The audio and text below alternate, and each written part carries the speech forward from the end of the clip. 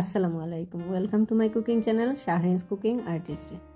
আজকে আমি আপনাদের মাঝে খুবই মজাদার একটি রেসিপি নিয়ে এলাম। রেসিপিটি আপনারা দেখেই হয়তো বুঝতে পারছেন কি হতে পারে। আমি আজকে বোম্বাই মরিচের আচার আপনাদেরকে তৈরি করে দেখাবো। খুবই সুস্বাদু এবং ফ্লেভারটা এত ভালো, আসলে আপনাদেরকে সরাসরি না দেখাতে পারলে হয়তো বুঝাতে পারবো না। তাহলে ফুল রেসিপিটি দেখার জন্য আমার সাথে থাকুন। আমি এখানে কিছু বোম্বাই মরিচ ধুয়ে ডাটা ফেলে পরিষ্কার করে নিয়েছি। এখন এগুলোকে কুচি কুচি করে কাটবো। কাটার সময় অবশ্যই হাতে গ্লাভস পরে নেবেন। আমি প্রথমে পরি নাই, কিন্তু পরে আমি গ্লাভস পরে নিয়েছি, না হলে হাতে প্রচণ্ড জ্বলবে। এখন একটি বাটিতে আমি 4 টেবিল চামচ টমেটো পিউরি, 2 টেবিল চামচ তেঁতুলের কাঠ, 5 টেবিল চামচ চিনি, লবণ স্বাদ মতো, বিট লবণ 1 চা চামচ, চাট মশলা পাউডার 1.5 চা চামচ, ধনে গুঁড়া ও মৌরি গুঁড়া 1 টেবিল চামচ, হলুদ গুঁড়া 1 চা চামচ, কাশ্মীরি মরিচের গুঁড়া 2 টেবিল চামচ, ভিনেগার 3 টেবিল চামচ দিয়ে আমি এটাকে ভালো করে মিক্স করে নেব। এখানে আমি টমেটো পিউরি এবং তেঁতুলের কাঠ দিয়েছি একটু টক টক ভাব আনার জন্য।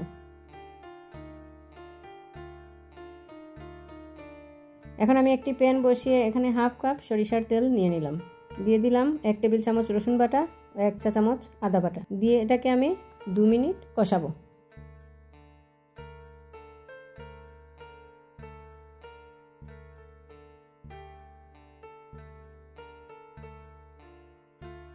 এখন দিয়ে দিচ্ছি 2 টেবিল চামচ রসুন কুচি।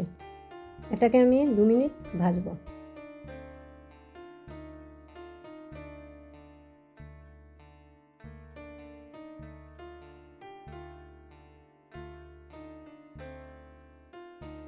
এখন আমি মিক্স করা মশলাগুলো দিয়ে দিচ্ছি। দিয়ে দিচ্ছি বোম্বাই মরিচ কুচি। এগুলোকে আমি ভালো করে কষাবো। এরপরে যতক্ষণ পর্যন্ত আঠালো ভাব না হয়েছে ততক্ষণ পর্যন্ত আমি এটাকে রান্না করব।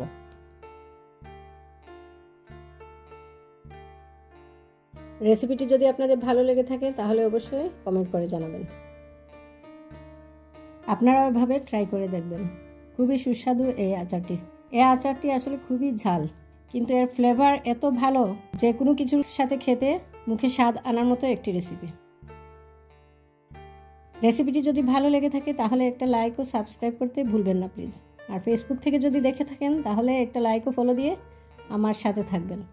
আর রেসিপিটি কেমন লেগেছে অবশ্যই কমেন্ট করতে ভুলবেন না প্লিজ। আমি এটা যতক্ষণ পর্যন্ত আঠালো না হয়েছে ততক্ষণ পর্যন্ত আমি এটাকে নাড়ব।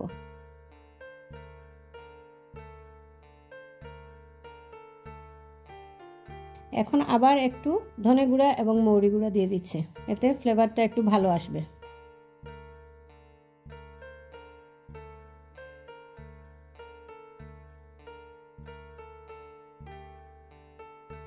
আমার আচারটা হয়ে গেছে, এটাকে আমি এখন ঠান্ডা করে নেব।